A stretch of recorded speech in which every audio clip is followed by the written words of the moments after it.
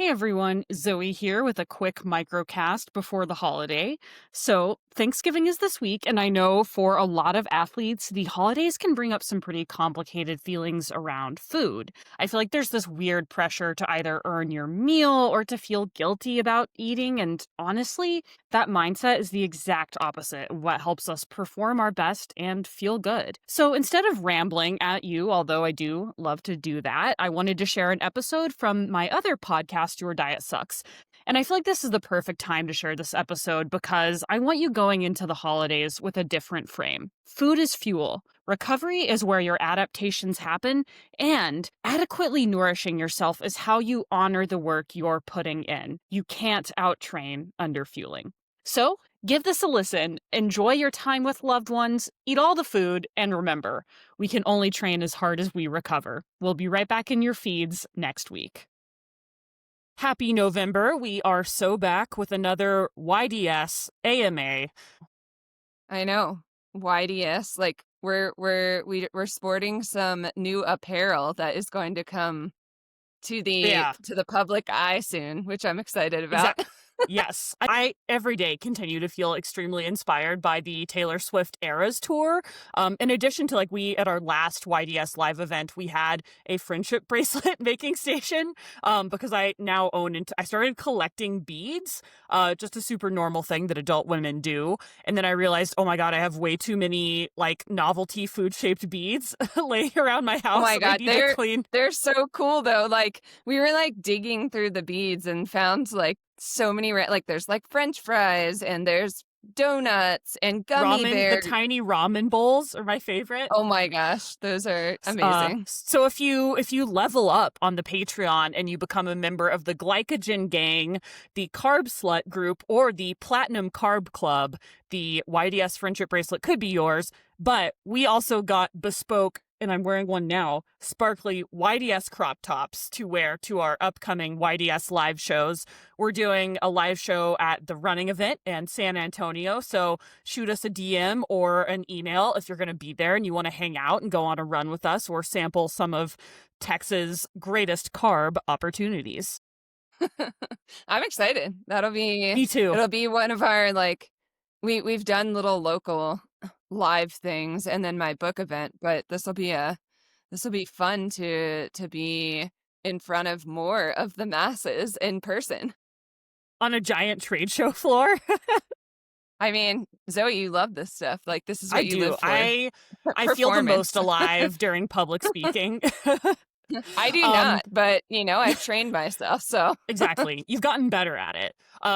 You were good, and now you are extremely good. And unlike me, I'm a Leo, so I need public speaking to feel something. It's why I became a podcaster. Yes, that is not me.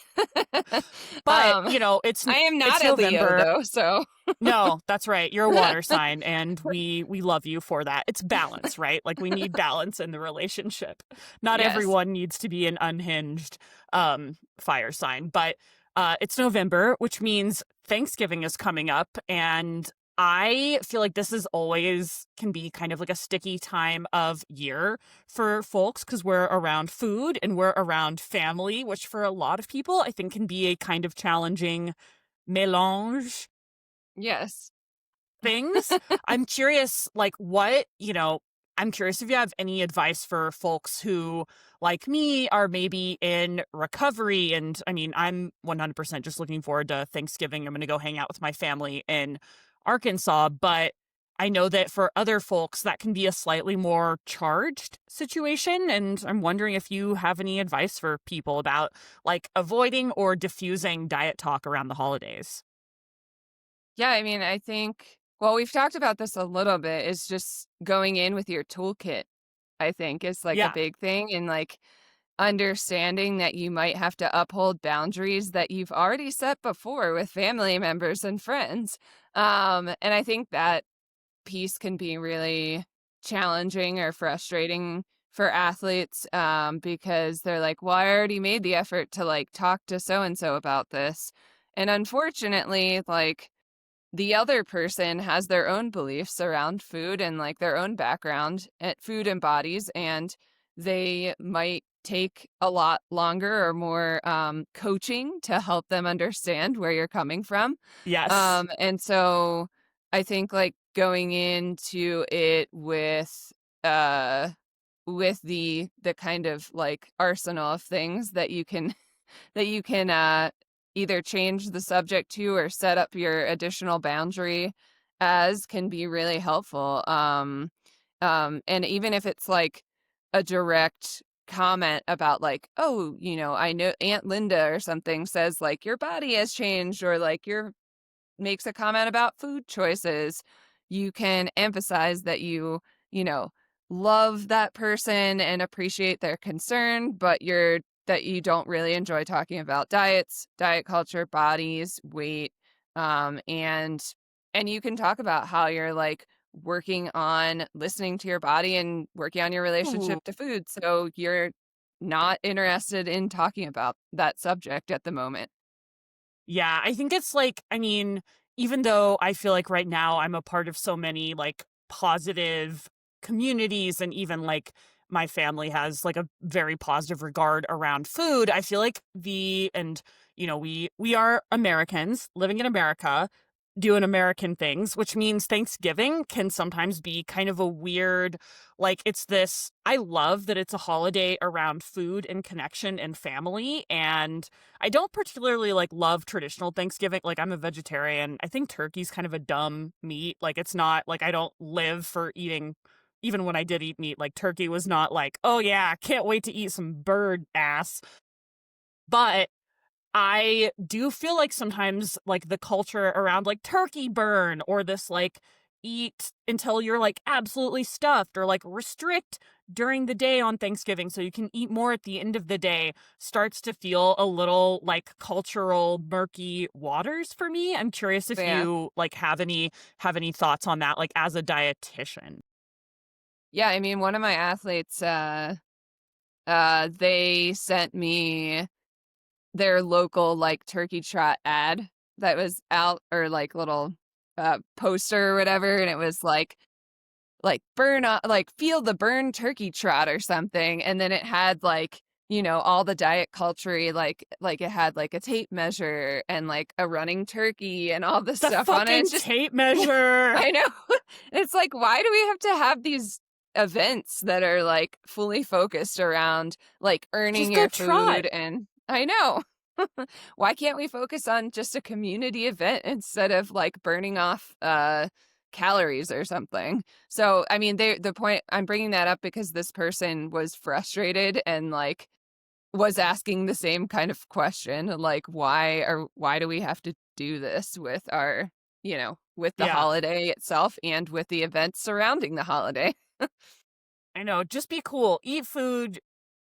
It's okay to indulge on some days, and we don't need this like whole like weird puritanical framework that both like incentivizes and then penalizes overeating. Like that, Mhm. eat, do what you want, do what feels good, pay attention to your body. Fuck Aunt Linda. Actually, I have an Aunt Linda, and she is the most lovely woman. So sorry Sorry, to all the Linda's of abstract the out Aunt Lindas out there. That's just what came to mind. Just yes, she's a good, it's like it's got like a Karen energy to it, like a diet Yeah. Karen. So we've got some amazing listener questions. Thank you so much to everyone who submitted a listener question. You can always email us your diet sucks pod at gmail.com, or what is it? Let me see if I can get this right. I don't even know if that's our actual email. Your diet We're sucks. just That is right. Your diet sucks pod at gmail.com, or you can follow us and DM us on Instagram at your diet sucks pod. But we have some amazing listener questions. So the first one, this is a big one. We're not gonna do a warm up. We're not starting easy. The first question is, are there any universals of a non-sucky diet? ooh, we're jumping right in off the into the Jumping deep right end. in. Just summarize an entire human pattern of eating, but positive. Yeah. Um, I mean, from my perspective, we emphasize this a lot that it's the unsexy, like, basic, boring things that people maybe don't want to hear. Would you agree? Yeah, 100%. I think that, like, I mean, again, like the most researched and like the most evidence-based diet is like technically the Mediterranean diet, which is still like a really huge pattern of eating. And I am always skeptical of like the overly Eurocentric sort of lens that sometimes that can bring, because there are also a lot of other like cultural and traditional ways of eating, in Africa, in Asia, in places that are not specifically the Mediterranean, that follow sort of broadly the same kind of like outline and framework of like eat plants, eat healthy fats, eat enough, eat a diversity of things. And there's not, I would say that like the prescription is to not be very prescriptive, but I think the number one thing to like, I think we can sort of talk about like, okay, what are the basics of like a good diet, not in terms of diet as in like a restrictive way of eating, but diet in the traditional sense of the word as like being what you eat broadly written. I think the number one thing, which is very YDS coded, is just making sure you're eating enough, because not eating enough is the number one way that diets can suck, especially for active Yeah. people. Chronic underfueling can lead to red S, impaired recovery, hormonal disruption, and just being hangry 24/7. So I think that anytime if you're looking at a diet and it's restrictive, just broadly speaking in terms of the energy intake, I think that's a pretty big red flag. And then from a not quite as broad standpoint, looking at if it's restrictive in the macronutrient category, I think that Yes. that is a red flag that maybe it's not the best option. Because I think like we see this circular focal area on macronutrients, like certain groups of macronutrients being bad, and like let's cut out fats. No, let's cut out carbohydrates. Although I haven't really seen one that's like, let's cut out protein. It's not really being There attacked. there is, I will say there's like a weird corner of the internet that's all about fiber maxing and Oh, eating yeah, yeah, I've fiber seen this. potentially, because like at a certain point, especially if you're eating so much fiber and you're truly fiber maxing, oh my god, your TP budget is about to explode. But a lot of times that will come to the detriment of other macronutrients, protein being one of them. Yeah, okay, that's true. I forgot about that one, but But that's pretty out there. I mean, Or if even you're a like, I don't know, like the raw vegan, the raw fruitarian, like really yes, that's what I was unhinged gonna say. orthorexic stuff. Yeah. There are, believe it or not, there are some places that are not unequivocally pro. Sometimes it's like almost reassuring to find an unhinged diet that's not obsessed with protein though. It's like, oh, like thank God, like even though it's wrong, it's at least wrong in a way that's like more interesting and different than the water we're usually swimming in. That is true. That is true. And then Wrong in a fun way. with protein too, I will say I do get athletes that kind of they're like, well, it is overhyped, and we've talked about protein on our protein episode, but and they'll say, well, it is overhyped. I don't need that much, and so they will downplay it as a thing that they Mm, actually need. And I yeah. will say, like, oftentimes that is on when they're on a plant-based diet, they're like, "Oh, I don't need this protein, like, I don't need to worry about Mhm. it." And I'm like, "Well, I don't know if that's 100% true either." So, Yeah. we just have to be careful with, because then if we have a certain, like, eating pattern that we identify with, I think we're more likely to be like, yeah, like, this isn't as important as, like, maybe what the science says." So Yeah. Yep. just being cautious if you are following certain eating patterns, I guess. Yep. Yeah, exactly. And, to that point, variety is always going to beat restriction. Diverse diets correlate with better microbiome health, nutrient adequacy, and also just like not losing your mind trying to exist in the world. Fiber matters, but we don't necessarily need to max it. I would also Mhm. say an emphasis on hydration without going overboard and going full gym bro, having your gallon water bucket that you have to lug around everywhere with you. Drink when you're thirsty, pee pale yellow, add electrolytes for, longer or hotter efforts when you are sweating more than normal, but you don't need a gallon jug or a urine color chart to go about your day. And I think that emphasizing consistency over perfection. What you do on most days matters more than any one particular, like, oh, I'm going to really get a ton of vitamin C today, or I'm really going to fiber max today. And I would say any diet that has a built-in permission structure, like a cheat meal, deserves a lot of skepticism, because like it's sort of a tacit acknowledgement of like, this isn't sustainable, so you need at least one day to be able to exist in the world. But then it sort of incentivizes this like binge restrict cycle that is not good for overall health and well-being. And I would say like the number one universal of like a good diet is like you're eating foods you enjoy. Yeah. Like, in order for a diet to be sustainable, it needs to be pleasurable. Yeah. Misery is not a nutrient, and if you don't like what you're eating, you're gonna have a bad time.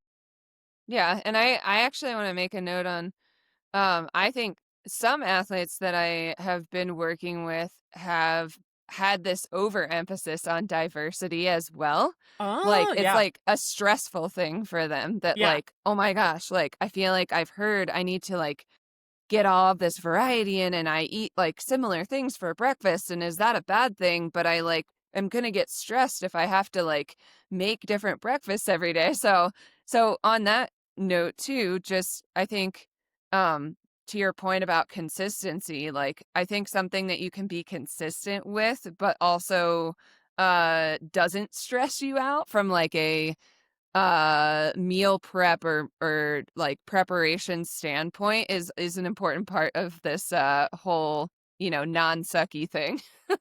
Yeah, absolutely. I had a I had a friend that was actually saying that they were trying to in buying their produce, source different produce from as many different farms and regions as possible for their microbiome. And I'm like, well, in practice, like, sure, technically, likely, like on a micro level, you're going to be Wow. getting slightly different like that, but that is really getting lost in the weeds of like your microbiome needs a variety of fruits and vegetables, but it doesn't need you to source your strawberries from Chile, your grapes from California, your salmon from Alaska. Like you don't like variety. And again, like we don't, there is no one healthy microbiome. It really is much more a healthy microbiome is dependent on its function, not what it looks like on paper or like what species you like technically. It's not like about checking boxes. It's about like, well, what is the output? Is the output healthy? Do you feel healthy? Are your bowel movements healthy? All of these things. Are you absorbing nutrients?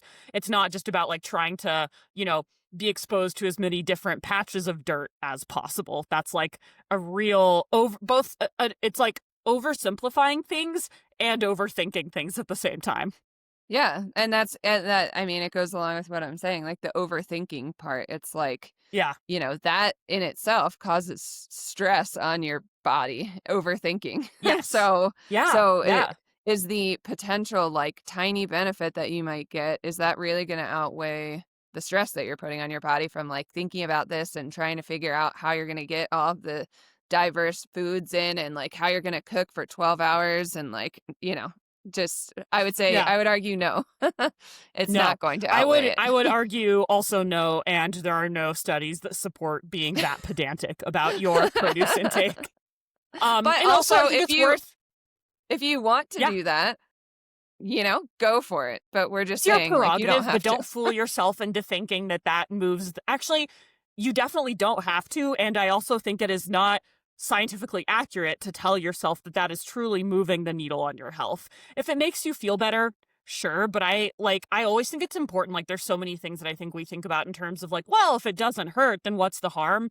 And for me, the bar that I try to set for myself and how I make decisions of like, not only should something not do harm, I actually do want there to be a demonstrable benefit if I'm spending my one wild and precious life thinking about it, you know? That's a good point. I like that. Yeah. But I also think it's worth noting that the wellness industry and the diet industry absolutely profits from that perceived complexity, whereas like real nutrition is so much simpler. It's just not quite as profitable to sell. Yeah, so the unsexy things, sorry. Yeah. All right, Kylie, next question. How much BS are adaptogens? I always figured they were just another imaginary marketing label like superfoods, and I thought they had gone away a while ago. But I've just started hearing them again on podcast sponsor segments and see them mentioned on Instagram today. After seeing your call for questions, I felt like it was a sign from the universe to ask. Love this. Do you So I the mean, short, yeah. I'm curious, like, do you have athletes that you coach that will ask you about things like adaptogens? And I guess we should talk about what adaptogens are first, right? Yes. This is one I've had, or I had an athlete for a while that was logging both their adaptogen and their nootropic intake Wow. on their training peaks. And I was like, hey, bro, I think we're really overthinking this here.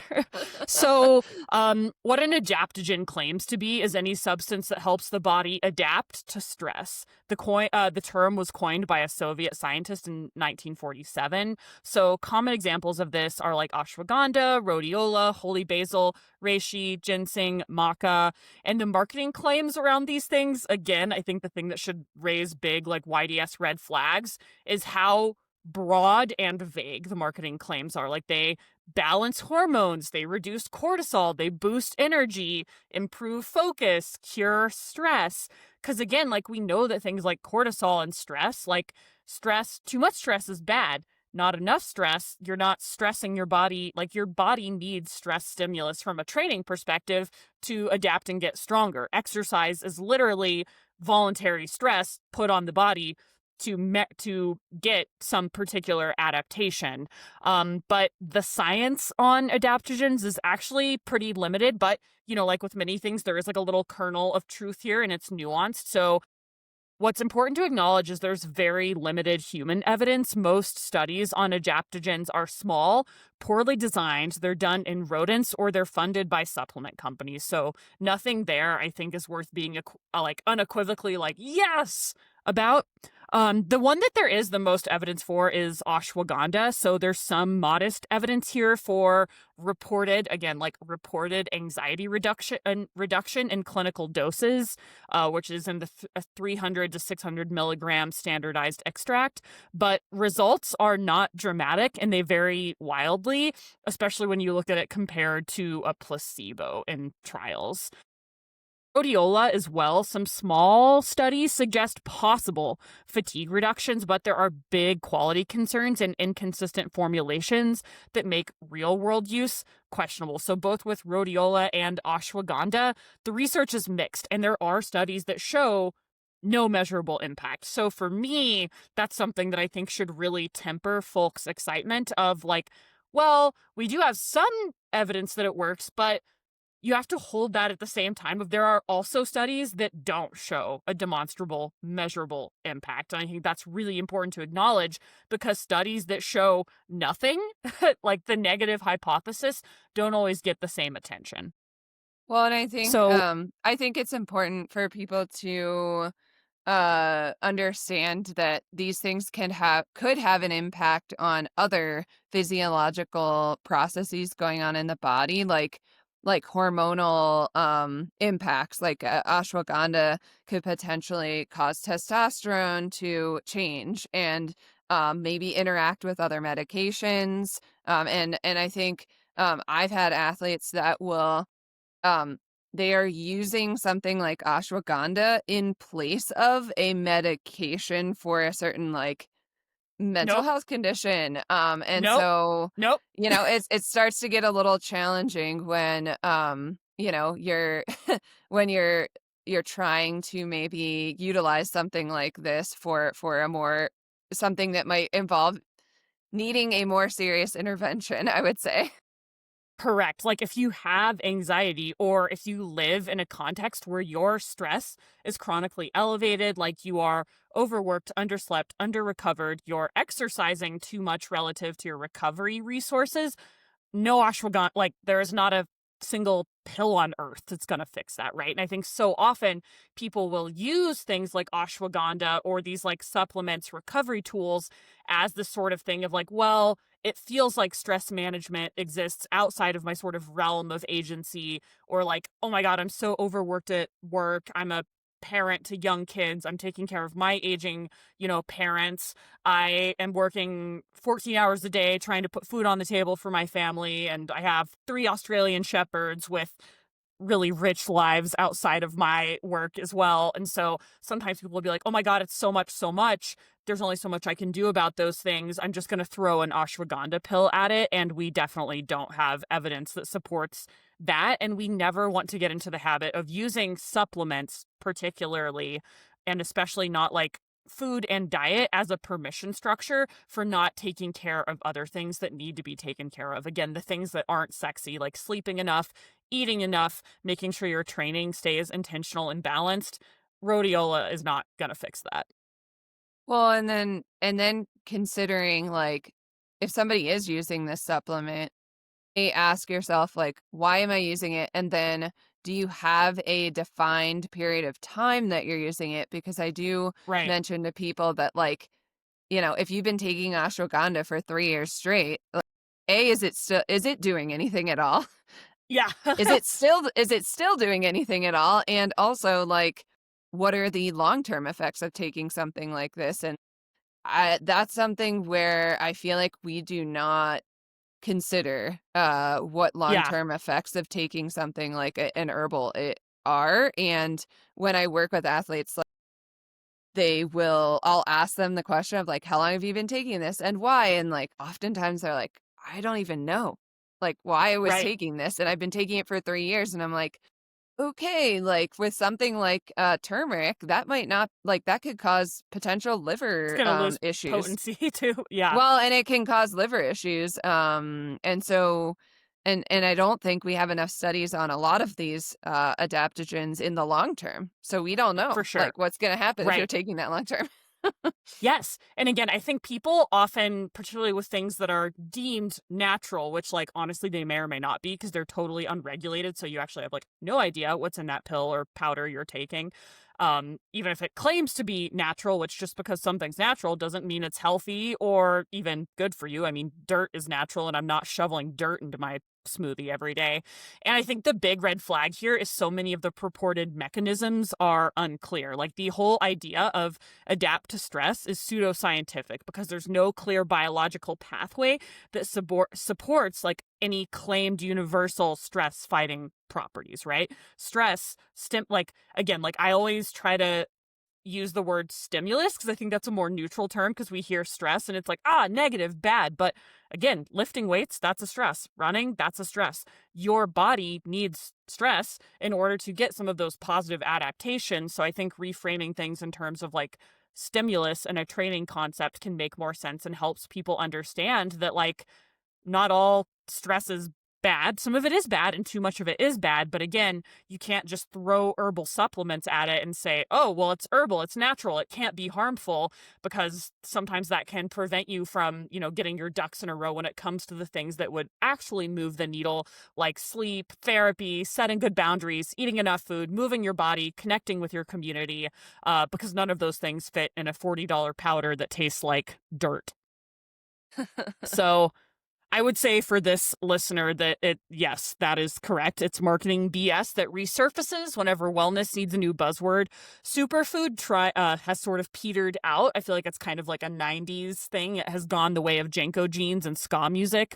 So adaptogens and nootropics are big now. But, Janko jeans might come back into fashion. I feel like they're kind of a little bit coming back. I don't know, like, we I have know the the wide wider leg. leg jean thing I know. You and I are going on right now. both millennial women. I've been buying like French cut jeans, which is like it feels like I've been told I can no longer wear skinny jeans from my Gen Z friends, but I can't go full, like, I can't always do the wide leg jean because I feel like my body gets like totally lost in it. What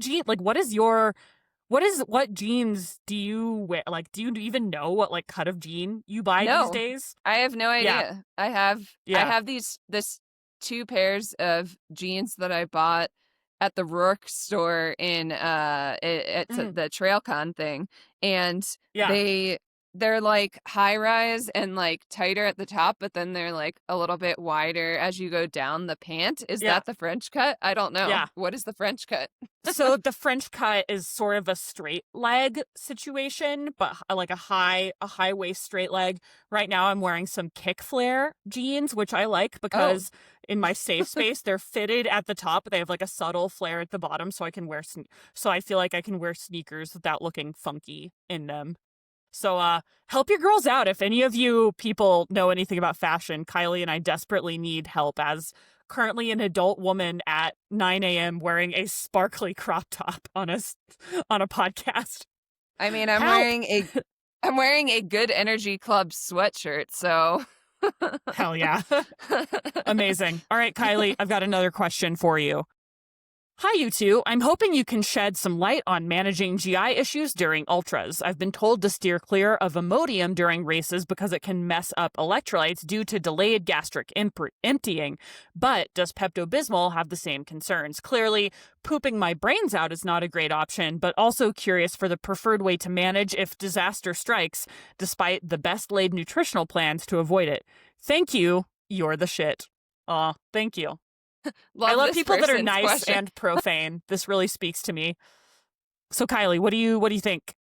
Well, so we've covered, I think in the past we've covered a little bit about how to troubleshoot, but I want to go through it again because I feel like recently, just like with some of the marathons and hundreds and things that people have done, uh, talking about your backup strategies when things could go wrong, like GI was, is really important when you're considering your fueling plan. And I know that people don't like thinking about that. Like they want everything to work perfectly, but in 100 miler, I'm sure you can speak to this more, Zoe, that like maybe things aren't going to go perfectly every time, and you might have to pivot to becoming a mashed potato. Um, like Exactly. during Leadville.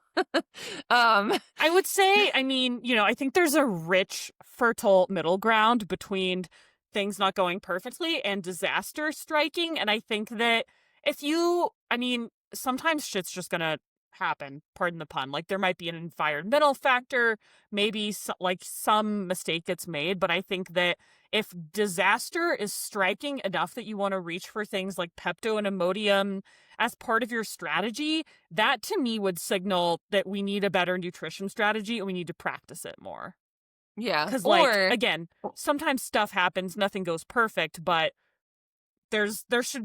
we want to be somewhere between perfection and disaster most of the yeah, time. that's a good point. I think, listening to the shit talk episode again would Yes. be good too, just to make sure, because sometimes athletes will be like, well, it was something that I did during the race. And I'm like, was it? Or like, are you not feeling enough? Or is there Yeah. an underlying GI thing going on that like you don't know about? And those are options that you definitely need to consider as well in this whole process. But I mean, sometimes you are going to have maybe a GI disaster type thing that occurs, and then like this person might be asking like, what would I reach for? And I did have this happen to an athlete, and they're like, well, I didn't have anything, and then I like didn't know what to do, and so in these situations, yeah, Imodium is not going to be my top choice. Mm-hmm. It does, like, it can actually, so it slows your gastric emptying because, it's trying to, like, prevent you from having diarrhea 24/7. Oh, Um, so it but just pumps the brakes on a like the little, whole yeah, it, system? like, slows down that, like, your colon system and everything. That may not be And what you want, huh? well, and that's the problem is that then things can get stopped in the system. So Yeah. if you continue to take in your fueling plan, then like your fluid buildup can occur, sodium buildup can occur, your carbs can like just sit in the gut. And then it could cause like weird shifts in like your fluid and electrolyte balance, which could lead Yeah. to an even bigger problem, like you passing out or you having to, Oh, um, yeah, like cardiac issues?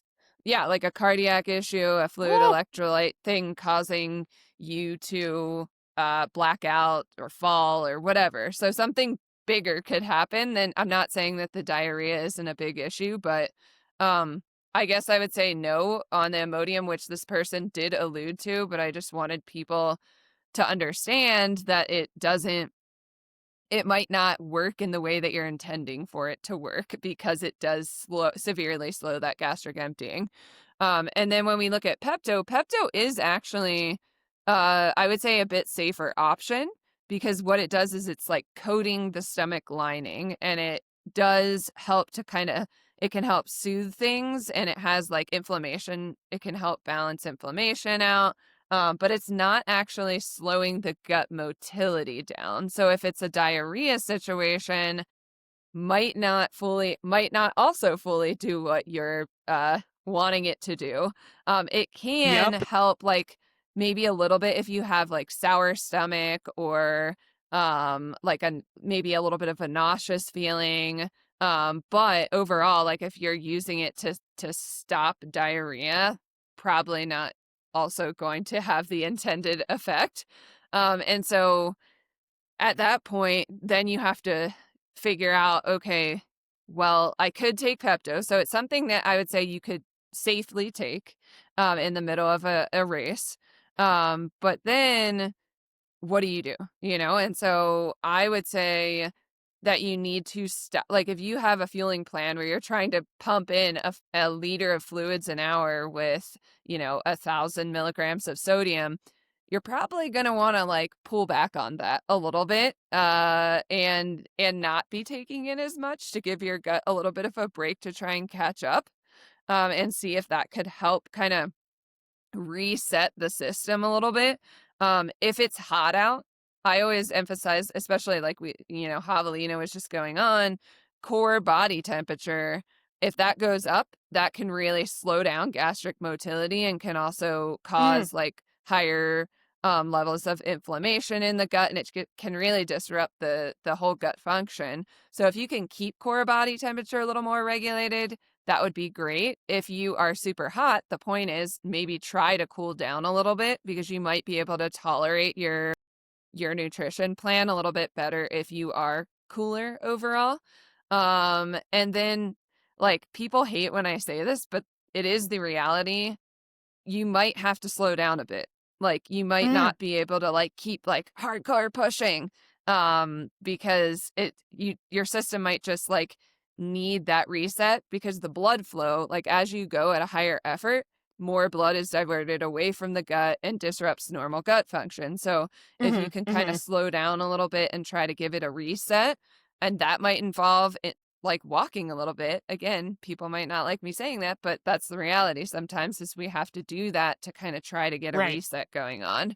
Um, you can do things like ginger chews or peppermint, things like that to try and help, a little bit with maybe nausea or some upset too. But again, like if you're full on diarrhea, it's going to be challenging to to help with that. And Imodium is what I would say like last resort, and you need to be super cautious with that. Like if you have diarrhea for hours and you are literally walking and can't function, then that might be a situation where you like I don't know if Imodium's going to save you is what I'm saying. Yeah. Yes. And Yeah. if it's safe for Imodium to try and save you, because if you do take it and then you're like, well, I'm going to resume my fueling plan, and then you start getting like fluid electrolyte imbalances, not something that I would suggest that maybe athletes are doing or messing Yeah. around with. Do you have athletes that have Exactly. done that, like taken Imodium a lot in the middle of races? No, again, I would say it's I think that I've never recommended Imodium. I have recommended having Pepto-Bismol as like a part of Yeah, like an oh shit kit, like, along with blister care, new socks, things that like if shit hits the fan, you yeah, have a way of addressing. But I feel like if you're like, I know that things are gonna go so sideways that I need over-the-counter drugs. Honestly, the message that that sends to me as a coach and an athlete is we have not dialed in the nutrition. You haven't practiced it enough. We haven't figured out what's working, something with oftentimes I think it's like the way that the hydration strategy and the nutrition yeah. strategy Mhm. interact or don't. So I think the challenge here is, like you said, there can be some negative symptoms associated with taking in some of these over the counter things, to me, the much deeper issue is like, if you feel the need to take these things to the extent that you're dealing with the downstream impacts of them, there's something way further upstream that we need to work on. Like, Yeah. you've just simply not, we need to like take a step back and really address your nutrition, because like, again, like, should you expect every single race for your nutrition plan to go perfect and flawlessly and for you to feel great start to finish? That's not realistic, but it shouldn't be like, you shouldn't feel like a fucking chocolate geyser on all of your race. I'm Oh sorry to gosh. be graphic, but like, if you feel that you need to have emotional support Imodium with you at all times, like, there's deeper issues here that we need to work on, and I don't want athletes papering over them thinking they can just, plug things up on the back end with drugs, when we Yeah. should actually be, I mean, and not to stigmatize taking it over the counter medications, but to me it signals that there's a much deeper issue that we should actually work on addressing the root cause rather than just managing symptoms on race day. Yep. All right, Kylee, last question for today. Could you give an example of vegan collagen? Does it work? I've seen some material out there saying that only bovine collagen has benefits. Bovine Ooh, this one's fun. collagen. Bovine. I'm Zoe, like, that do you- seems extremely specific. um yeah. I feel like people, they'll take supplements and they don't even know know what what, it is. again, Yeah. know what they're taking. They're like, oh, collagen, what even is that? And Right. Vegan bone broth. Seems fine. all real collagen does come from animals here, people. So Yes. we can look at Yeah. So, you can yeah, look at exactly. like Like you said. cow, fish, pig, chicken, and it's all coming from their parts. They're like skin, tendons, ligament, bones, that are kind of ground up in a supplement. Yum. Good. Yeah. Well, the short answer here is that vegan collagen is an oxymoron. It simply doesn't I know. exist. So what you're actually buying is just very expensive amino acids. So zooming out, collagen, like you said, is a structural protein. It's the stuff that makes up skin, tendons, ligaments, and bone. And that's made of amino acids glycine, proline, and hydroxyproline. So like you said, all collagen inherently comes from animals. So bovine being from the cow, marine fish, or porcine, which is porcine? That's how you pronounce it, right? Being from the Yeah. pig or chicken. So what your body does is it breaks down collagen into those amino acids, then it rebuilds its own collagen. So you're not directly absorbing cow skin into your face. But you are ingesting it. You are ingesting it, but it's not like a one-to-one. It's not No, like I know. cow skin becomes Zoe skin. So what vegan collagen actually is it's sort of like, it's a marketing term for products that contain amino acids or collagen boosters. Oftentimes that's vitamin C or silica. So it's not actual collagen, it's things that support your own production. It's like the precursors or the ingredients, some of the ingredients, but not all of the ingredients for collagen. So rather than buying a birthday cake, like being the animal equivalent, it's sort of like you're buying flour and eggs. But Yeah. that's also not the same thing as a cake. So some of these ingredients will use genetically modified yeast or bacteria to produce collagen peptides, which is technically biotech and not always purely plant-based. Others are just amino acid blends with no actual collagen structure whatsoever.